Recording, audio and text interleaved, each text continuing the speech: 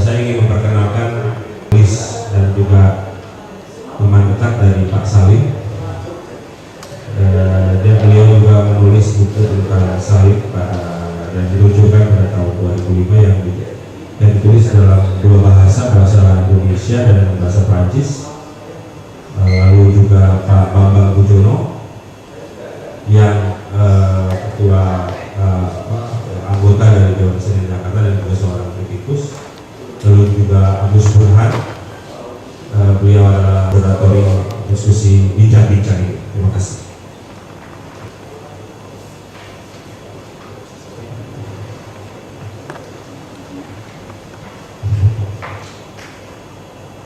Hadirin sekalian, selamat siang. Assalamualaikum warahmatullahi wabarakatuh. Selamat sejahtera buat kita semua. Sore ini seperti yang sudah direncanakan, kita akan bincang-bincang tentang Salim. Tadi pagi saya ngobrol dengan kurator pameran ini, kita bukan seminar, bukan diskusi serius, tapi lebih pada semacam memperbincangkan tentang Salim untuk mengetahui atau mengenal lebih dekat tentang Salim, sehingga memang formatnya kira-kira obrolan kita, diskusi kita ini ya berupa obrolan yang lebih akrab untuk mengenali berbicara tentang Salim sesuai dengan tema pameran ini, yaitu siapa Salim. Siapa Salim, barangkali tema itu sudah menunjukkan bahwa ada sesuatu yang mungkin belum banyak diketahui atau ingin diketahui tentang siapa Salim sesungguhnya, khususnya karena beliau adalah seorang perupa, pelukis. Kira-kira juga nanti ingin diketahui sebenarnya dalam konteks perkembangan seni rupa di Indonesia itu seperti apa posisi Salim. Kira-kira itu yang ingin kita obrolkan pada kesempatan ini. Hari ini 3 September persis 100 tahun Salim. Saya nggak tahu Salim sedang apa di Paris sana, tapi mungkin kita bisa membayangkan bahwa Salim yang sudah berusia 100 tahun, tentu saja saya sebenarnya ingin kita semua untuk mengheningkan cipta atau apa namanya, mendoakan gitu, sorry. Alah.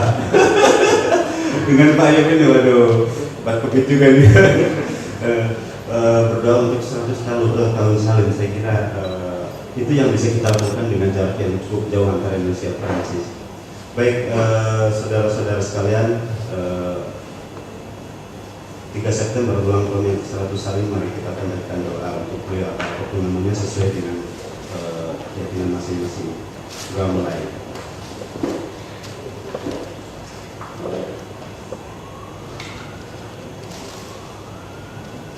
Selesai.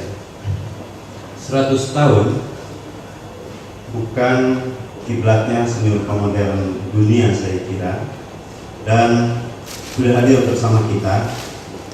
Saya bisa menyebutnya tahun yang cukup karib, saya kira, di Salim, yaitu Pak Ayub Rosidi.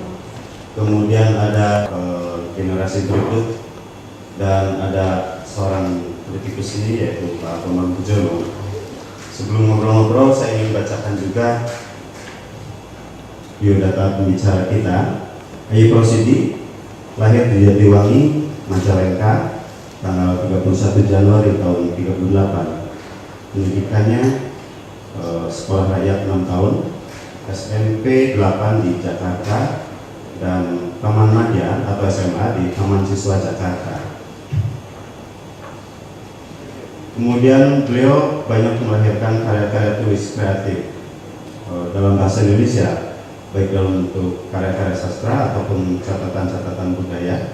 Buku pertama tahun 55 dengan judul Tahun-Tahun Kematian terbit ketika beliau berusia 17 tahun. Usia 17 tahun sudah menerbitkan satu buku. Kemudian tahun 62 beliau membuat penerbitan Kiwari, kemudian disusul dengan Cukup Manik, dan saya kira di biodatanya banyak sekali berurusan dengan perkara karya-karya sastra dan bahasa ini. Tahun 81 diangkat menjadi guru besar tamu di Osaka Gaikokugo Daigaku, dan juga mengajar di Kyoto Sangyo Daigaku tahun 82 sampai dengan 86. Beberapa penghargaan yang beliau dapatkan tahun 55 sampai dengan 56, mendapatkan hadiah sastra nasional untuk puisi, disusul tahun 57 58 hadiah sastra nasional untuk prosa. Tahun 93 hadiah seni dari pemerintah RI, dan tahun 99 mendapatkan penghargaan dari Kun Santo Zui Hosho, maaf kalau salah baca, dari pemerintah Jepang karena dinilai beliau sangat berjasa untuk membina hubungan yang sangat bermanfaat antara Indonesia dan Jepang. Kemudian sebelah kiri saya Mas Agus Burhan, lahir di Rembang tahun 60, pendidikan seni lukis visi dan sejarah seni di UGM, dan sekarang beliau sebagai dekan Fakultas Seni Rupa di ISI Yogyakarta, kemudian mengajar di S1, S2 dan juga S3 di Fakultas Seni Rupa ISI Yogyakarta, dan bidang pengkajian budaya dan media di UGM untuk S2 dan S3-nya. Aktivitas lain menulis seni rupa, melukis, dan sekarang sedang pameran katanya di Jogja, dan menjadi kurator di Galeri Nasional dan hanya di Galeri Nasional, katanya begitu. Bambang Bujono, sosok yang tidak asing saya kira, lahir di Solo tahun 47, kemudian pernah di asli Yogyakarta, bekerja di majalah Horizon, Tempo, kemudian DPR, Trust, dan kini di Venue, majalah Nice, dan menulis seni rupa sejak tahun 70-an di Kompas, Sinar Harapan, dan Tempo. Kini menulis esai dan juga memberikan kontribusi untuk esai tentang Avandi di buku Sarjana Suica. Saudara-saudara sekalian, kita mulai saja perbincangan kita dari kawan, mungkin bisa disebut kawan dekat dari Salim karena beliau yang menulis buku tentang Salim yang ada di depan sana. Saya persilakan Pak Eko Sini.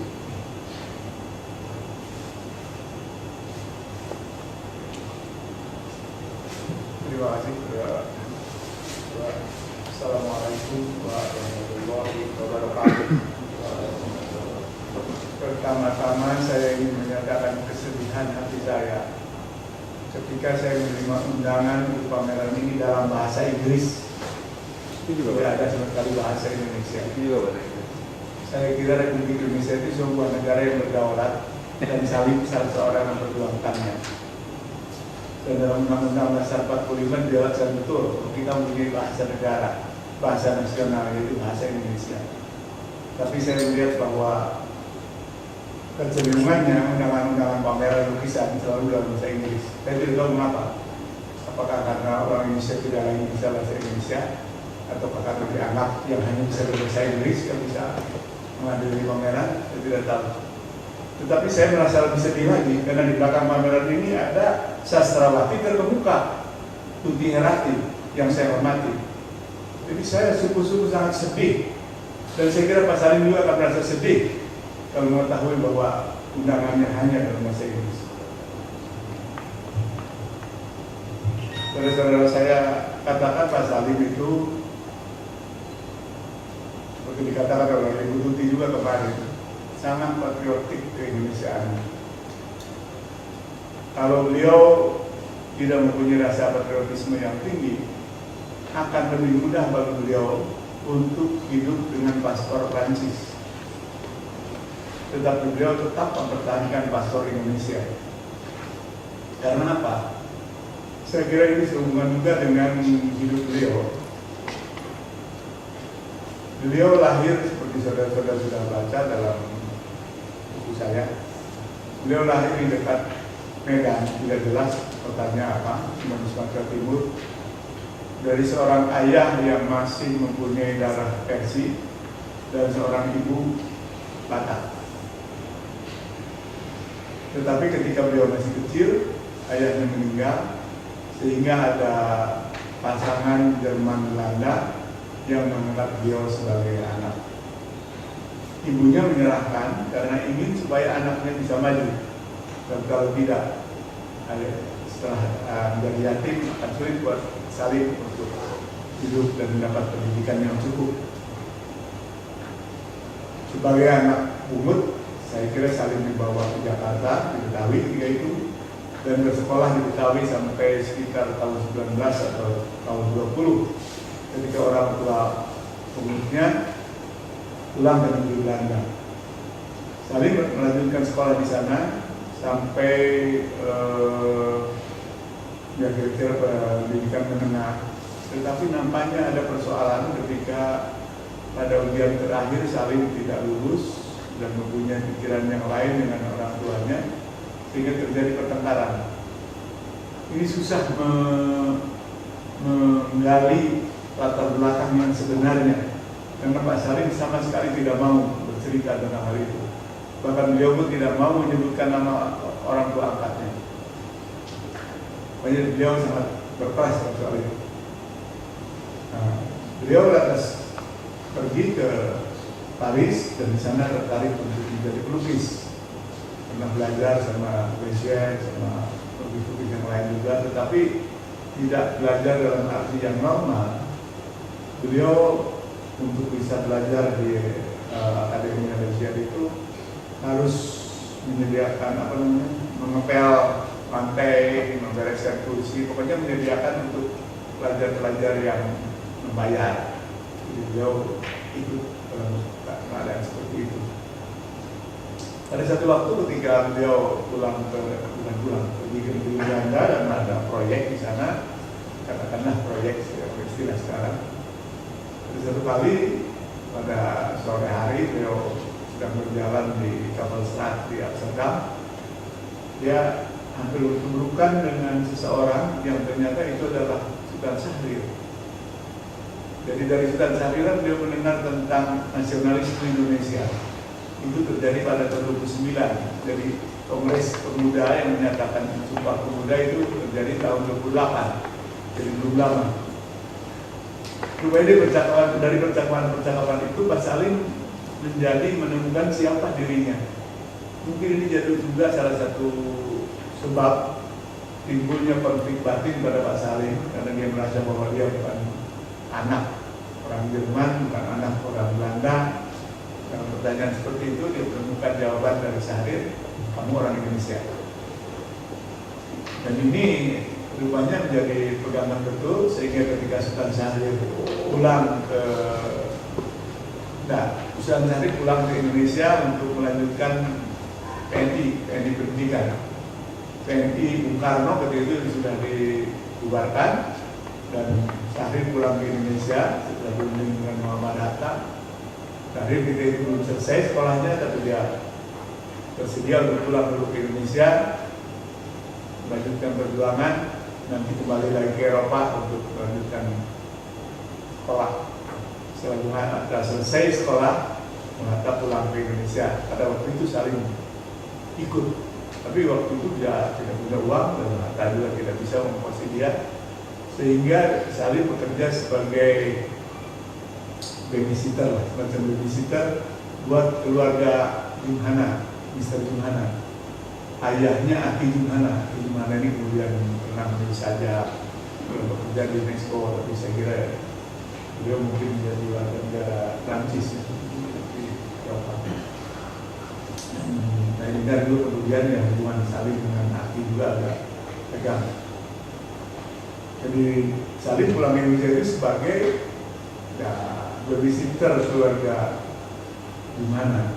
Dan setelah di sini beliau membantu Syahrir, antaranya dalam kegiatan partai PNI pendidikan. Antaranya menulis pandangan-pandangan luar negeri untuk majalah Daulat Rakyat. Saya kira tertulisnya tidak dalam bahasa Indonesia. Mungkin Hasil Tanzil yang menerjemahkannya. Hasil Tanzil seorang penerjemah yang pernah menjadi direktur pembangunan, pernah menjadi direktur Taman Ismail Marzuki, menjadi ketua IKP. Hasil Tanzil ini adik Johan Saroza. Johan Saroza ini adalah sekjen PSI, Partai Sosialis Indonesia kemudian. Jadi pada waktu itu saya kira dia dekat dengan Syahrir, jadi ini hubungannya dengan hubungan Syahrir. Karena itu kita menemukan foto-foto Salim ketika pulang ke Indonesia tahun 30-an itu. Beliau di Indonesia tahun 31 sampai 34. Nah, pada waktu itu sempat pulang kampung. Tapi sebelumnya bukan kampungnya, karena kampungnya sudah di Sumatera Timur. Tapi sudah pulang ke Sumatera Barat dan rupanya diterima oleh keluarga Tanzil. Terima kasih Pak. Terima kasih Pak Aib. Saya kira apa yang disebutkan beliau adalah memberikan gambaran bagaimana kehidupan Pak Salim dulu dan beberapa sikap-sikap beliau terhadap persoalan-persoalan misalnya Indonesia, agama, rasa kemanusiaan dan lain-lain. Selanjutnya pada Mas Agus silakan. Terima kasih kepada Mas sebagai moderator. Ibu dan Bapak sekalian, selamat sore. Assalamualaikum warahmatullahi wabarakatuh dan salam sejahtera untuk kita semua. Saya kira itu sapaan yang standar untuk bangsa Indonesia. Saya juga melakukan hal yang sama. Mudah-mudahan ini bisa menjadi persembahan yang baik. Saya kira apa yang telah disampaikan oleh Bapak Ayep Rosidi merupakan satu gambaran yang penting pada tokoh kita, yaitu beliau Bapak Salim, yang dalam uraian saya nanti saya ingin memberikan satu perspektif bagaimana pelukis Salim ini kita bisa kaitkan makna keberadaannya dalam sejarah seni lukis Indonesia modern dunia. Nah, tentu saja untuk menguraikan satu konstruksi ataupun perspektif sejarah lebih menarik biasanya kalau kita memakai detail-detail yang banyak, tetapi itu mungkin tidak bisa saya ungkapkan secara kaya karena tentu saja waktunya juga tidak banyak. Mungkin Ibu dan Bapak sekalian bisa membaca pada tulisan saya di katalogus yang menyertai pameran Pak Salim hari ini. Ibu dan Bapak sekalian, pertama-tama yang ingin saya sampaikan adalah secara mudah kita bisa melihat bahwa karya-karya Pak Salim secara umum mengungkapkan bentuk-bentuk visual yang sifatnya abstraktif, ya, jadi mengabstraksikan semua fenomena kehidupan di sekitar kita atau di sekeliling kehidupan pelukis itu dengan memakai satu proses mengabstraksikan segala sesuatu yang dicerna oleh senimannya. Nah, tentu saja gejala yang semacam ini untuk sejarah seni lukis Indonesia bukan suatu gejala visual ataupun juga dengan latar belakang konseptual yang terjadi begitu saja. Ini membutuhkan satu proses dialektika konsep ataupun tawar-menawar konsep yang cukup liar, dan tentu saja dalam perkembangan bentuk visualnya juga terjadi satu proses yang lama.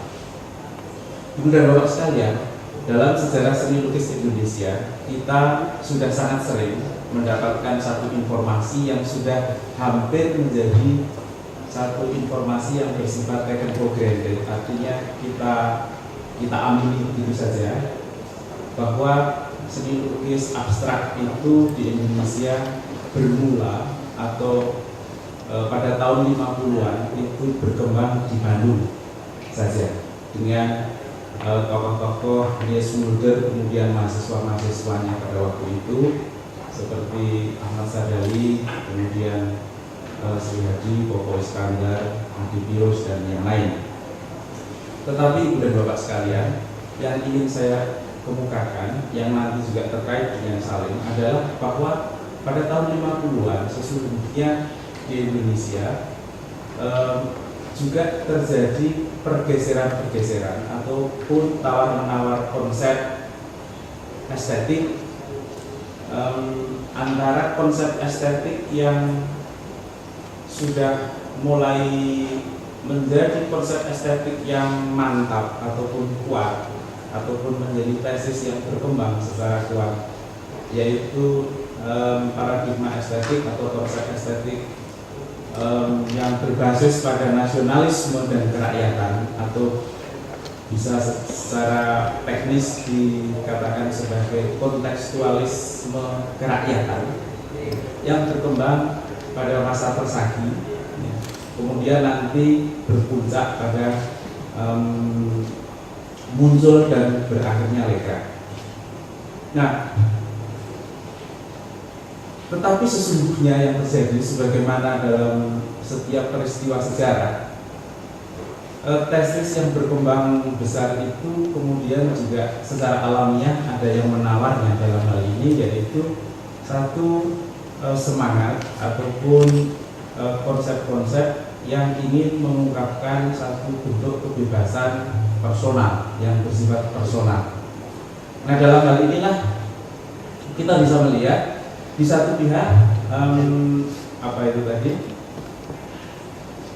paradigma estetik kontekstual kerakyatan itu berbasis pada nilai-nilai realisme, baik dalam konsep maupun dalam ungkapan visualnya.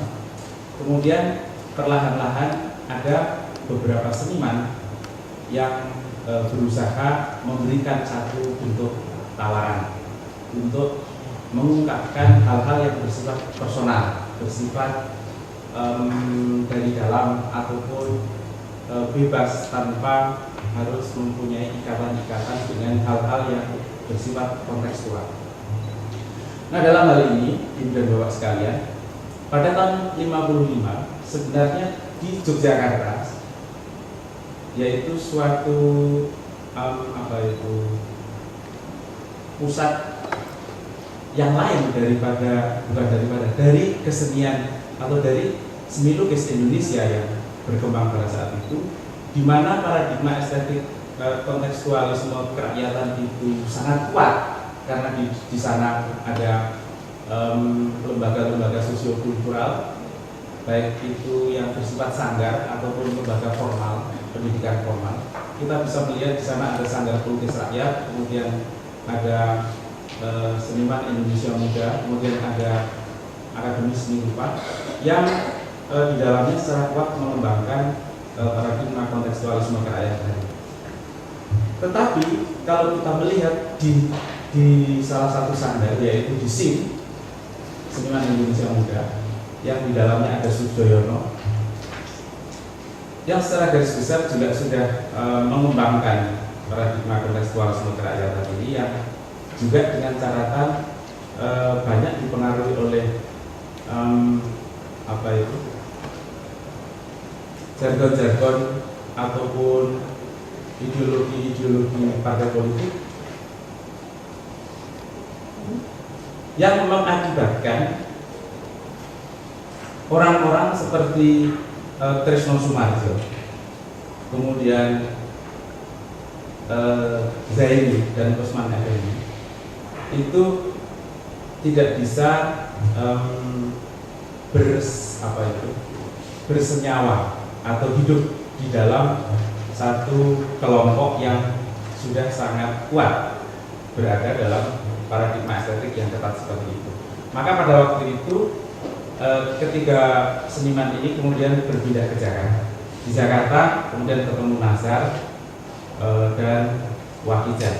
Saya kira Ibu dan Bapak sekalian mungkin nanti juga bisa mengoreksi beberapa detail yang saya sampaikan, karena saya yakin Ibu dan Bapak sekalian kebanyakan di sini adalah saksi sejarah atau pelaku sejarah dari tahun-tahun itu.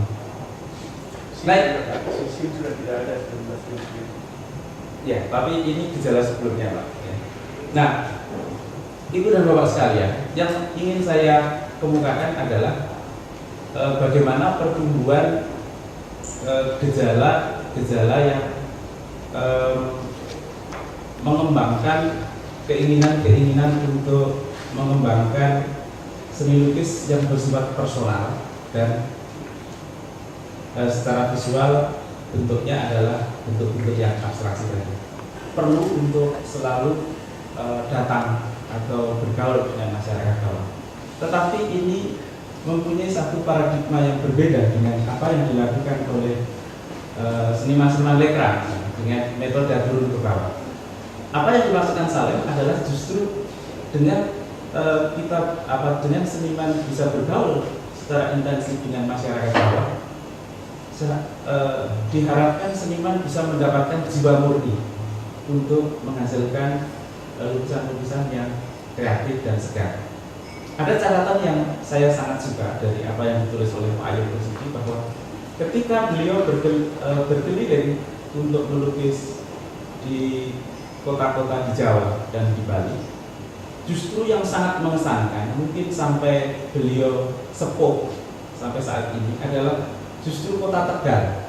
Beliau menyebutnya dalam catatan Tegalku sayang. Nah, saya lihat Tegalku sayang, yang selalu dalam hatiku. Mengapa demikian? Karena beliau melihat bahwa kehidupan di kota Tegal itu kehidupan yang egaliter, kehidupan masyarakat pantai utara pada umumnya.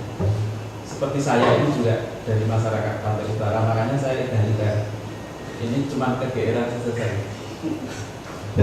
Tidak seperti masyarakat-masyarakat di kota-kota lain di Jawa pada masa itu yang bersifat feodal.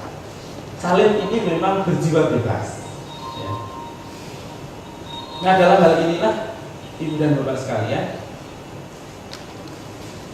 dalam catatan hasil tansir sampai ada satu, bukan catatan hasil tansir, ada pesan-pesan Salim yang ditulis di majalah Indonesia atau majalah apa saya lupa. Di sini ada catatannya. Justru Salim itu mempunyai satu pandangan yang berlainan dengan kelompok-kelompok komunis. Kalaupun dia melihat seperti Picasso dan siapa satunya itu kemudian masuk dan memeluk komunisme sebagai satu bentuk ideologinya. Menurut Salim itu sebenarnya bukan satu penyelesaian untuk bisa dekat dengan masyarakat. Sebenarnya yang dilakukan oleh Picasso dan satunya saya nanti akan lihat, Braque mungkin ya, itu sebenarnya adalah ketidakpuasan seniman-seniman itu pada kondisi masyarakat Eropa pada waktu itu. Tetapi tidak ada urusannya sebenarnya. Ini dalam pikiran saya. Bagaimana seseorang itu harus dekat dan berpihak pada masyarakat.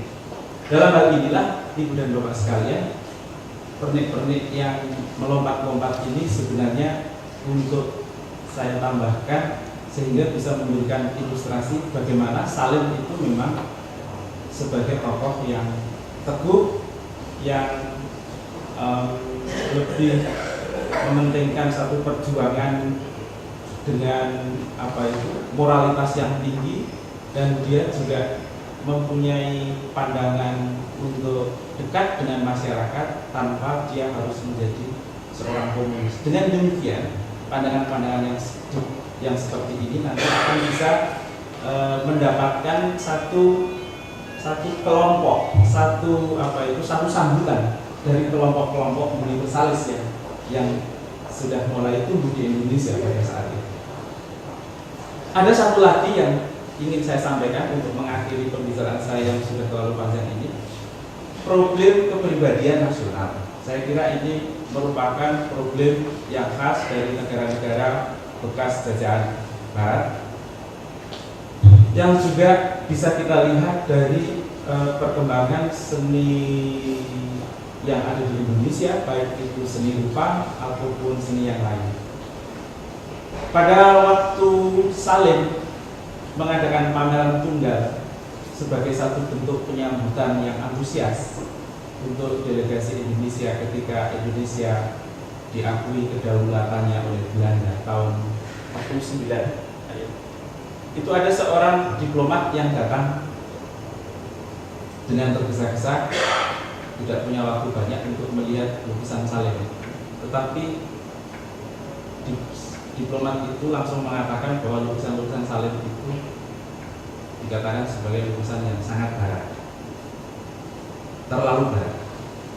Padahal Salim sendiri di Eropa, di Paris ataupun di Belanda pada waktu pameran itu, ataupun di Seville pada waktu dia pameran, banyak ditulis bahwa Salim sesungguhnya juga mempunyai nafas ketimuran yang kuat. Bagi Salim sendiri sebenarnya barat atau timur tidak penting baginya. Yang penting adalah bagaimana melihat karya seni itu adalah sebagai satu ungkapan yang kuat atau ungkapan yang berhubungan. Nah, dalam hal inilah Ibu dan Bapak sekalian, problem ataupun isu tentang pencarian kepribadian nasional itu suatu ketika memang menjadi satu potensi untuk bisa dipolitisir, baik itu oleh politik kebudayaan pemerintah maupun oleh partai-partai politik yang ada di dalam jargon sesuai dengan pemerintah yang berlaku atau yang ada di luarnya. Juga kita bisa lihat sampai sekarang pun di luar politik-politik kebudayaan ataupun jargon-jargon partai apapun, kegamangan ataupun polemik tentang pencarian identitas nasional itu tetap menjadi satu problem yang belum selesai sampai sekarang. Dengan demikian saya melihat apa yang terjadi pada Salim tahun 50-an atau tahun sebelumnya itu menjadi satu isu kebudayaan yang terwariskan sampai saat ini. Saya kira sudah terlalu panjang apa yang saya sampaikan. Saya cukupkan sekian. Saya kembalikan pada moderator. Terima kasih. Wassalamualaikum warahmatullahi wabarakatuh. Saudara-saudara sekalian, saya tambahkan saja kutipan tadi Salim tentang Tegal Poetics. Dia menulisnya begini: Tegalku sayang, sumber inspirasiku yang tak kunjung kering. Jadi bukan yang selalu dalam hatiku. Kemudian hubungannya dengan politik, dituliskan bahwa Salim pada pencarian inspirasi di kampung dan di desa adalah upaya menghayati romantik agoni dari kehidupan untuk mendapatkan kemurnian ekspresi sebagaimana keyakinan para seniman modernis. Sikap hidup yang demikian itu juga merupakan model ideal seniman-seniman Indonesia pada masa itu yang berhaluan bebas dari ikatan politik. Saya kira itu yang bisa menegaskan lagi tentang Salim dalam pandangan Mas Agus Burhan. Terima kasih. Saudara-saudara sekalian, nah ini ada berbeda tulisan ini di bukunya Pak Ayib. Tulisannya Tegalku sayang dalam impianku selalu. Kalau di sini Tegalku sayang, sumber inspirasiku yang tak kunjung kering. Nah, selesaikanlah dengan canda. Iya, biar diselesaikan lagi. Oke. Tapi intinya saya kira bahwa Salim Ini dari Salim sendiri. Tegalku sayang, sumber inspirasiku yang tak kunjung kering. ya kepada Sultan Syahrir, saya kira ditandatangani oleh Salim bunyinya seperti itu. Tegalku sayang, sumber inspirasiku yang tak kunjung kering. Saudara-saudara sekalian, memang siapa Salim itu? Seperti pertanyaan itu, siapa Salim? Ya, dalam hal ini memang ini yang sedang coba kita kenali. Seperti kata Pak Ayub tadi, Salim sendiri tidak cukup mau membuka diri tentang biografinya, siapa leluhurnya, apa dengan istrinya dan seterusnya. Misteri. Saudara-saudara sekalian, Mas Pembantu Jono, saya persilakan. Karena itu kan tidak bisa bercerita seasik dan seenak Pak Ayub menceritakan tentang Salim. Tetapi saya merasa punya hubungan dengan Salim karena barusan diceritakan oleh saudara Agus tadi bahwa Salim ternyata sangat mencintai negara dan saya juga mencintai orang muda. agak susah sebetulnya bicara tentang Pak Salim yang tidak saya kenal, dan tulisan-tulisannya juga tidak begitu banyak didapatkan kecuali dari Cemara. Pamerannya juga jarang. Tapi kemarin teman saya Saudara Martin memberi inspirasi, maka saya akan berangkat dari sini. Berangkat dari pertanyaan Bung Karno ketika bertemu dengan Salim. Lin, kamu mau mati di Paris? Ulang saja dari Bung Karno. Oh tidak, saya mau hidup. Nah, saya ingin mencoba menjawab sebisa saya, mengapa Salim bisa hidup di Paris? Padahal Paris itu kan katanya kota pelukis yang banyak sekali pelukis. Van Gogh pun terdampar di situ tanpa pernah bisa menjual busanya. Orang rumah satu dan itu pun dibeli oleh saudaranya sendiri. Nah, mengapa Salim yang seperti kita saksikan sekarang dalam usia 100 tahun masih bertahan di Paris dan kira-kira diakui oleh masyarakat Paris? Dia pernah mendapat hadiah di Perancis Selatan. Pamerannya bisa Anda lihat di gedung sebelah. Menurut saya luar biasa. Nah, inilah catatan saya sekedar untuk menjawab pertanyaan itu. Mengapa Salim bisa bertahan di Paris? Salim mulai melukis ketika seni rupa Eropa sedang memuja-muja kubisme. Banyak seniman, penyair, sastrawan, bukan hanya seni rupawan, menganggap kubisme lah yang membebaskan seni vektorial atau seni lukis, terutama dari karakter menu. Salah satu di antara para kubis itu adalah Ferdinand Lassie pada kebetulan pelukis ini sangat dikagumi saya, dan bahkan Salim pernah belajar di atelier di sanggarnya. Nah, Lassie berpendapat dalam sebuah esainya yang berjudul Asal Mula Lukisan dan Nilai Representasinya, bahwa realisme sesungguhnya di dalam seni lukis adalah pengaturan secara simultan komponen-komponen seni lukis, yaitu garis, bentuk, dan warna. Nah, itulah yang dipegang oleh para pelukis-pelukis muda waktu itu di tahun kira-kira awal 1900-an di Paris. Lebih jauh, Lassie berpendapat bahwa lukisan yang tidak secara simultan menyajikan penggarapan ketiga komponen tadi akan dilupakan. Ia menobatkan impresionisme sebagai awal realisme sejati, tapi dengan catatan. Meski impresionisme mencoba membebaskan dari aspek meniru, impresionisme tidak secara simultan menggarap ketiga komponen seni lukis. Kita tahu bahwa impresionisme itu hanya menekankan kepada warna dan melupakan garis dan bentuk, karena mereka bertolak dari teori pengetahuan bahwa cahaya, bahwa benda itu terlihat karena cahaya, dan cahaya itu terdiri dari sekian warna. Maka lukisan kubistis menurut Apel, kubistis yang sebuah lukisan kubistis yang berupa apel hijau di karpet merah bukan lagi karya yang mempersoalkan hubungan antara apel dan karpet, melainkan hubungan antara merah dan hijau dan garis yang menurun. Ada orang yang menurut saya lebih menjelaskan tentang kubisme ini. Dialah seorang penyair bernama Apollinaire. Ia menulis beberapa artikel tentang pentingnya aliran waktu yang baru, dan konon tulisan-tulisannya itu sangat berpengaruh pada pelukis muda waktu itu. Ia menulis bahwa masa waktu itu para pelukis tidak lagi berdiri pada hal-hal yang menyenangkan seperti umpamanya bentuk ibu sebagaimana dilakukan para pelukis masa lalu. Menurut Apollinaire, ini pelukis itu begitu cermat sehingga seorang yang sangat menyukai aturan pun tidak akan menemukan ketidakberaturan dalam sebuah lukisan kubistis. Ini dicapai karena kubisme tidak mengejar kepersisan meniru objek. Sang pelukis mengorbankan segalanya hanya demi komposisi. Jika di situ objek masih diperhitungkan, itu hanya seperlunya.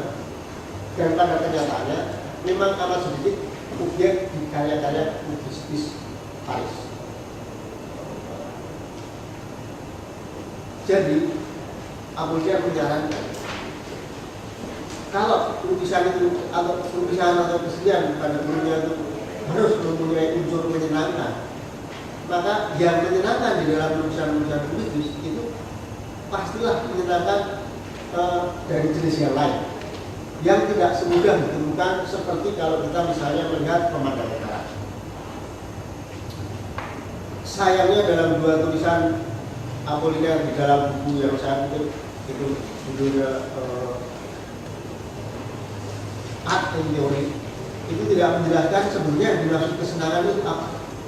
Nah, menurut tafsiran saya, kesenangan yang muncul dari lukisan adalah yang lahir dari organisasi atau komposisi komponen seni lukis itu, yaitu ada garis, ada bentuk, ada bidang, ada warna, dan kemudian kalau kita melanjutkan kemudian ada tekstur. Tekstur itu adalah garis, cat yang tebal-tebal yang muncul dari kanvas yang tidak lagi rata, itu tekstur. Sehingga komposisi itu mencapai harmoni.